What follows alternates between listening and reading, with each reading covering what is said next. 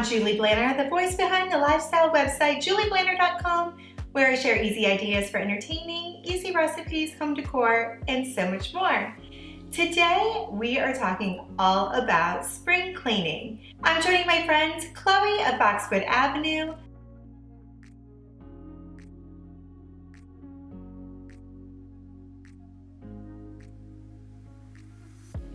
Laura, our oily house,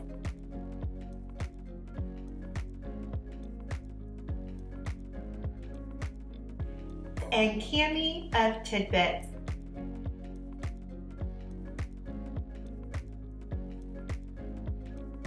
To share our unique approaches to spring cleaning, even some fun spring cleaning products that you can make at home on your own. I don't know about you, but I get so excited about spring cleaning. Why?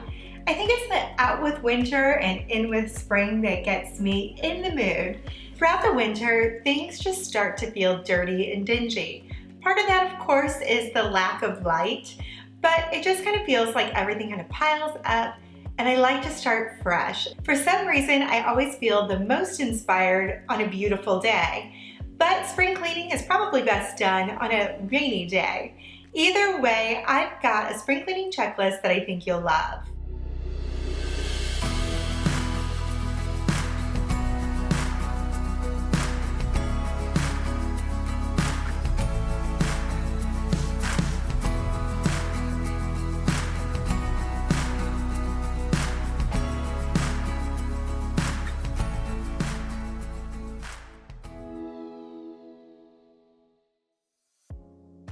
Now, there's no time like the present to clean. If you're going to be stuck at home, you may as well put your husband to work.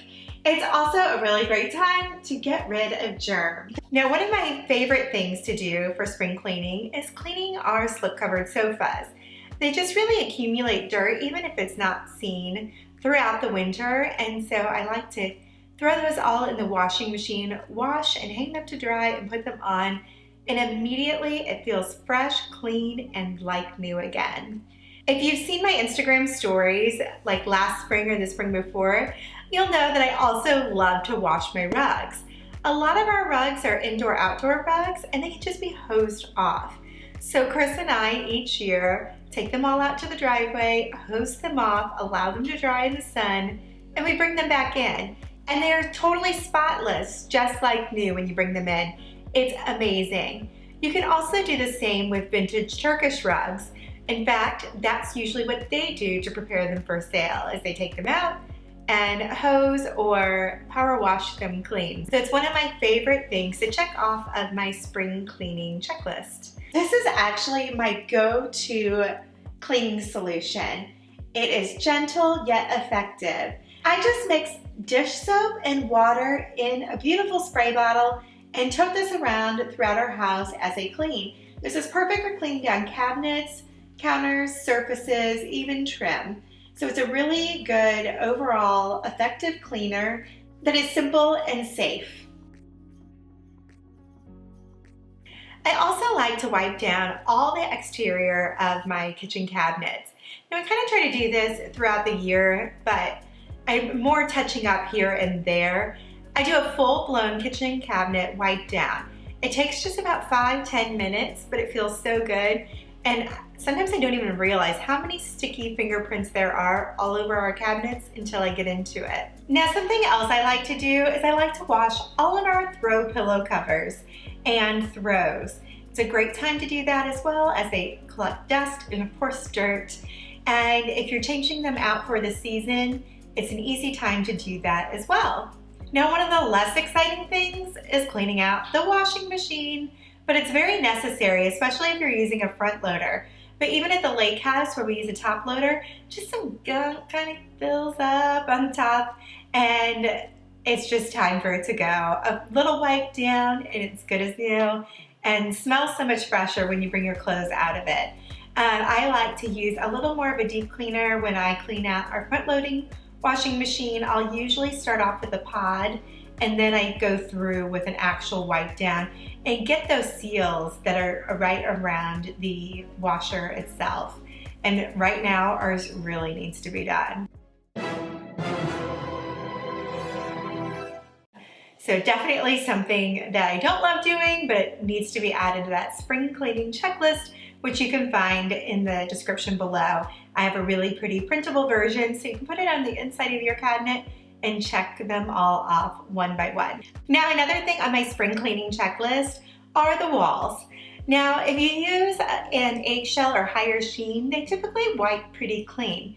Use the most minimal amount of water possible and avoid using a magic eraser unless it's a last resort. You'll notice that it does take the finish off. If you are going to use a magic eraser, do that wall from top to bottom. I have had better luck with them on baseboards. You won't see the removal of any sheen on a really high sheen baseboard, and just be as gentle as possible. You don't want it to, again, remove any of the paint.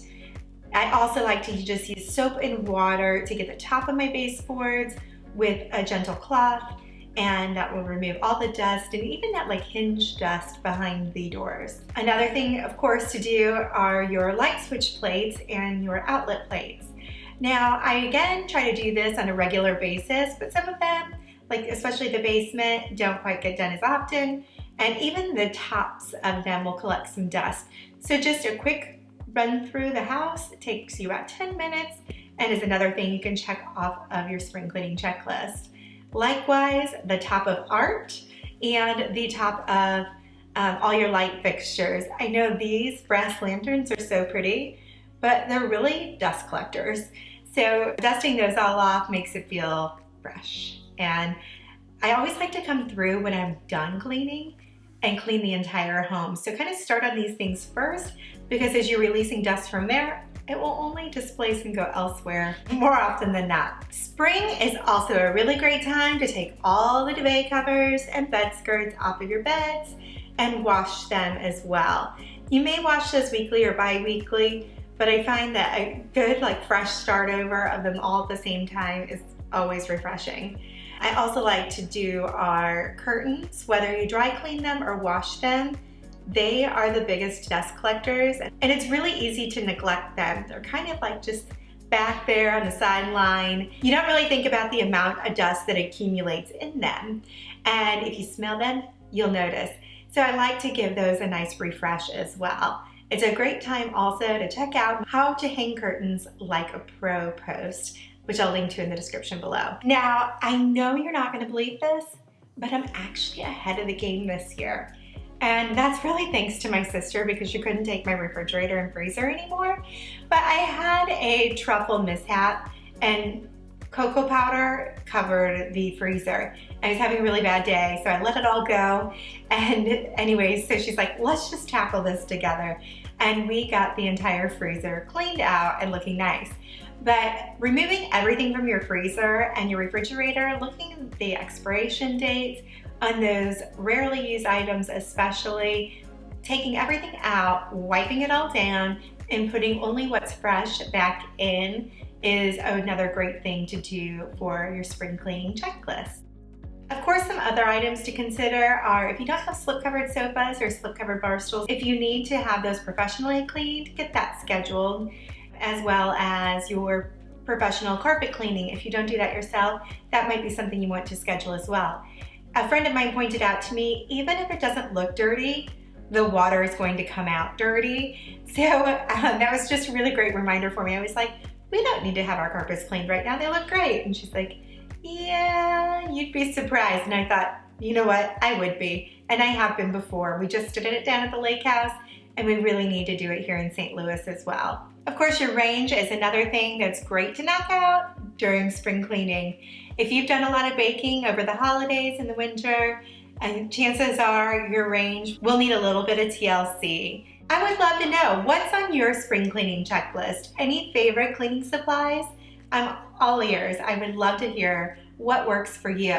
And of course, you can get my spring cleaning checklist in the link below. Don't forget to click subscribe and stop by my friends Cami of Tidbits, Chloe of Boxwood Avenue, and Laura of Our Oily House. I look forward to seeing you again soon.